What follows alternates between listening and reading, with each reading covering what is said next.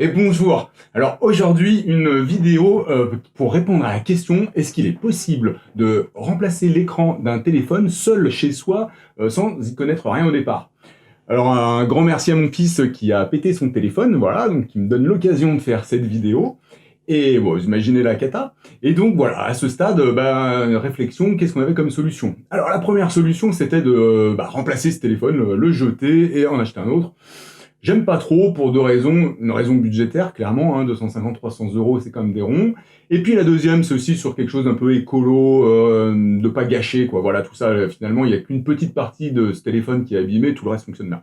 Bon, la deuxième solution, c'était de le faire réparer par quelqu'un d'autre. On s'est renseigné dans le quartier, 85 euros de devis, un petit peu cher à mon goût, faut voir, on analysera plus tard. Et puis la troisième, c'était de le faire soi-même. Et voilà, donc c'est parti, je vais vous montrer tout ce qui s'est passé. L'idée, c'est de faire tout ça dans un budget serré, 50, 40 euros. Voilà, moi on va essayer d'y arriver, donc je vous donne rendez-vous à la fin de cette vidéo pour voir si on est parvenu à réparer ce téléphone. On se retrouve donc sur Google pour rechercher notre écran. Donc une petite requête sur écran LCD Honor 9X, c'était notre modèle. Voilà, donc on voit plein de choix, plein de propositions. J'ai choisi l'offre de icas.fr à 34,86 qui déjà était dans mon budget, en dessous de 40 euros, c'est parfait. Et puis aussi qui intégrait le kit d'outils. On a reçu donc ce colis, un petit colis comme ça, voilà, dans la boîte aux lettres, au bout de 4 jours, c'est super. On va essayer d'être un petit peu prudent, on va pas trop forcer sur le cutter. C'est dommage. Voilà. Donc, qu'est-ce qu'on a là-dedans? Alors, voyons voir. Bien, alors qu'est-ce que je note tout de suite? De la colle. Ça a l'air d'être ça. D'accord. Ensuite, on a bien les outils, donc ça c'est la bonne nouvelle. Super. Tous les outils. Et donc, voilà. Là. L'écran. Alors, les outils. Voyons voir, qu'est-ce qu'on a dedans? Donc 4 petits tournevis avec des pointes différentes, les 2 spatules, les 2 petites pièces qui vont permettre de décoller les bords, la ventouse, de la colle pour la fin de l'opération. J'ai rajouté une petite pince fine là, pour attraper les toutes petites vis qu'on va enlever. On va délicatement regarder ce qui se passe ici. Donc effectivement, là je vois un écran. Voilà, avec sa nappe. Bon, ça ressemble beaucoup à ce que j'ai vu. Alors, est-ce que c'est le... Bon, a priori, c'est la bonne taille, hein, on voit. Allez, c'est parti. Ce coup-ci, on rentre dans le vif du sujet. Première étape, chauffer l'appareil, parce qu'en fait, il y a de la colle tout autour ici. Il va falloir donc la ramollir pour pouvoir décoller ça.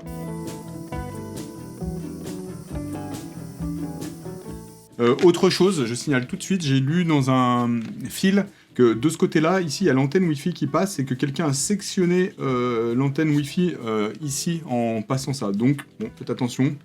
Je vais, justement pour cela, je vais commencer à gauche, moi, arrière gauche. Et on va y aller.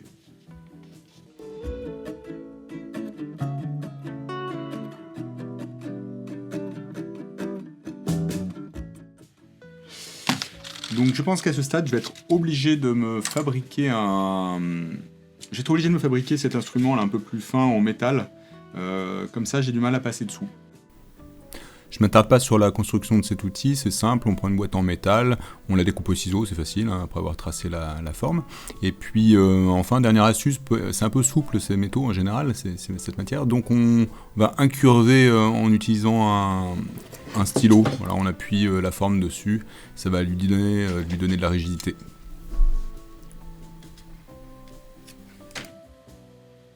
En retournant la spatule, je vois que sans faire exprès, je me suis fait une super spatule. Trop mignonne. Ah, petit chaton. Bref.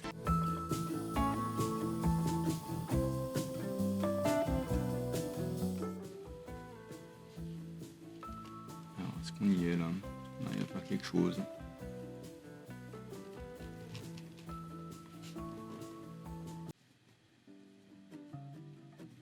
Semblerait que ça commence, ça progresse. Je vais rechauffer encore un peu. Et on va y arriver, on va y arriver.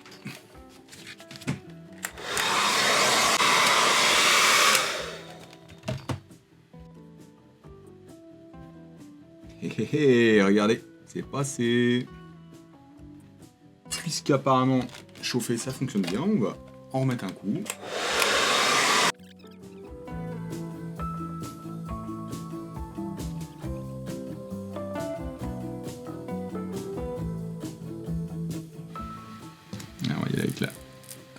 métal qui est... Finalement, c'est l'instrument le plus efficace. Hein.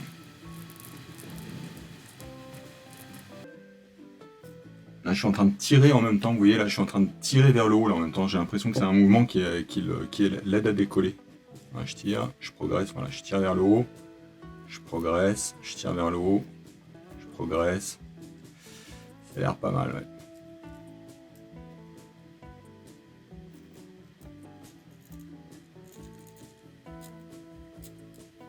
Voilà, bon, là, on sent qu'on progresse bien. C'est pas mal, ça, c'est pas mal.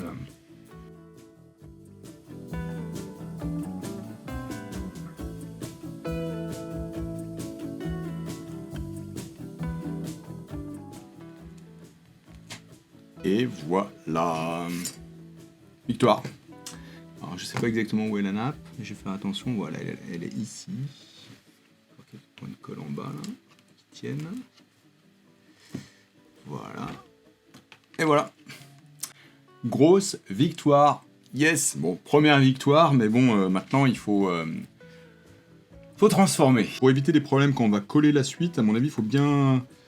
Voilà, tout ça, tous ces petits résidus, là, il faut bien penser à les enlever. On va devoir enlever le cache qui est ici, là, le petit cache qui est au-dessus de la carte mère, qui permet d'accéder aux nappes, parce que on va devoir accéder à une nappe, c'est la nappe qui est ici, là, sur le 9, ça, qui est branchée juste sous la batterie. Et d'ailleurs, ça va aussi nous poser le problème qu'il va falloir enlever la batterie. Il y a 11 petites vis, donc vous prenez le tournevis cruciforme, il y en a 11, il faut faire attention, la 11e, elle est derrière ce petit point blanc qui est ici, là. On ne la voit pas forcément. Vous voyez ici, il y a un petit point blanc, et derrière, il y a une vis, c'est la 11e vis à dévisser pour enlever le carter.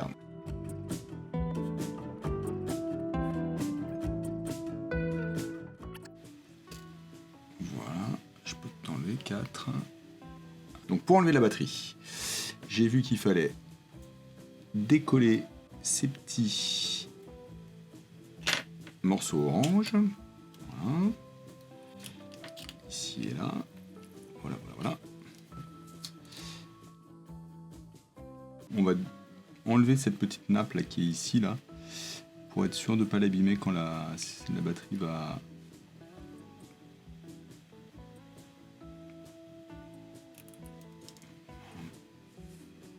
Quand la batterie va se décoller. Là j'ai un petit peu peur ici. Et d'ailleurs voilà, je me rends compte à ce niveau-là aussi que là ici il fallait sans doute enlever ça car ça a l'air de venir avec la batterie. Petite nappe aussi.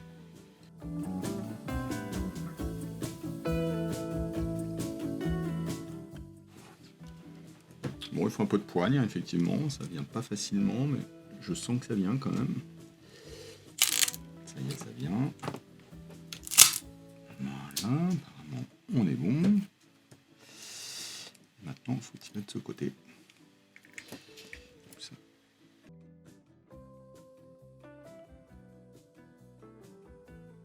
Ok. Donc voilà, donc on a enlevé la batterie, on la met de réserve à côté. Voilà, donc maintenant, l'étape d'après, donc je vais, avec un de ces petits outils, ici, enlever la nappe qui est reliée à l'écran. Voilà, donc on fait très attention, on passe dessous et on l'enlève. Voilà, c'est le cas. On va passer donc à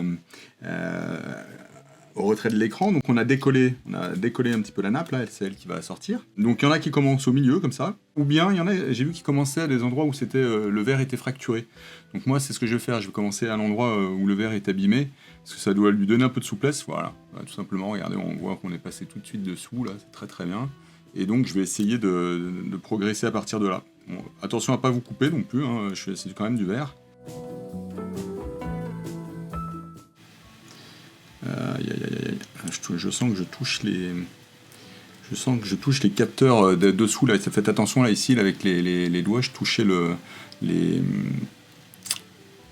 optiques là. Donc attention quand même. Peut-être le tenir comme ça sera plus sûr.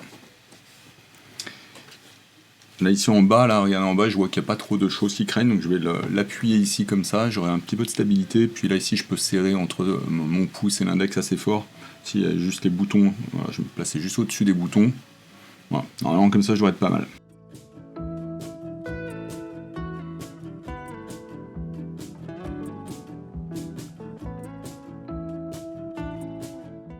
l'autre côté. Bon, bah, je pense que je suis arrivé au bout. Voilà, je pense que je peux lâcher ça. Ok, l'émetteur est tombé. Et voilà, donc vous voyez que la nappe, hein, il était important de la débrancher avant parce qu'elle vient ici, là. Vous voyez. Voilà, je crois que je vais pouvoir enlever tout. Et voilà. L'opération est réalisée. Je pense qu'on va faire, comme la fois d'avant, on va gratter un petit peu la colle qui est en trop ici. On va maintenant procéder au collage du nouvel écran. Il va falloir mettre un point de colle tout autour, ici, là, un liseré de colle tout autour, et puis consolider, là j'ai vu un tuto, il consolidait avec du scotch double face. Donc en fait, voilà, moi je vais faire les deux, techniques.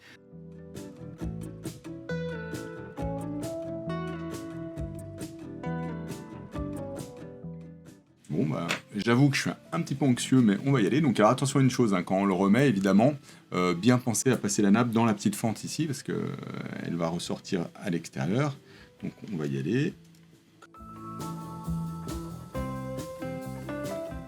Donc là, on va pouvoir rebrancher cette petite nappe tout de suite. Alors, hop, je vais peut-être la prendre sur le côté comme ça, pour voir un petit peu mieux. Voilà. L'étape suivante, c'est la batterie.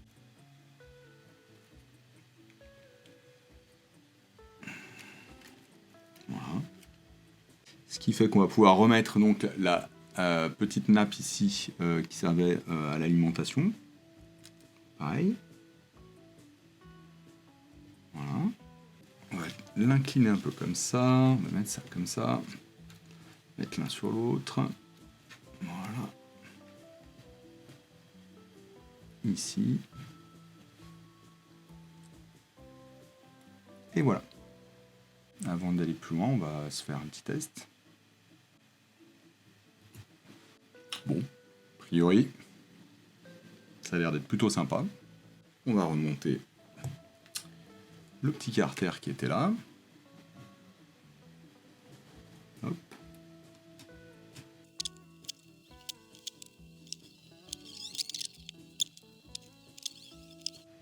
Et 11 avec le petit bout blanc.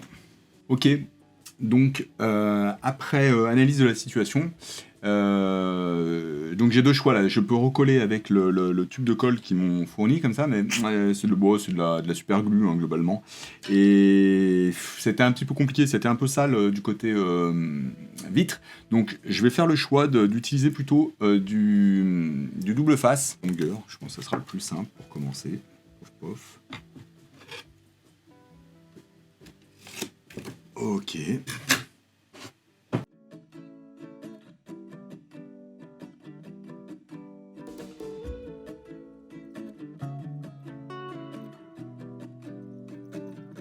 Là, je vais décoller le double face.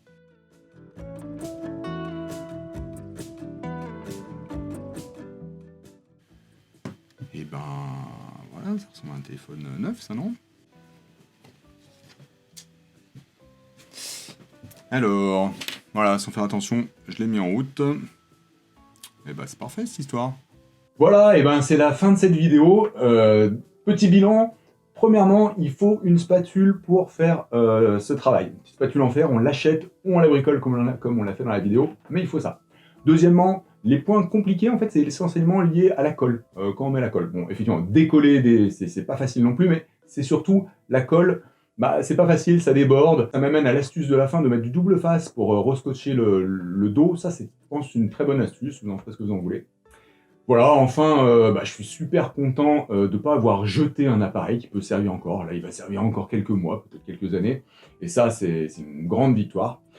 À la question, est-ce qu'on peut remplacer un écran LCD de téléphone seul chez soi si on n'y connaît rien? Eh bien, la réponse est oui, ça, c'en est la preuve. Voilà, le téléphone fonctionne à nouveau, mon fils va être super content. Donc, je suis super content d'avoir partagé ça avec vous. Lâchez un pouce si vous avez aimé, abonnez-vous, et puis à la prochaine.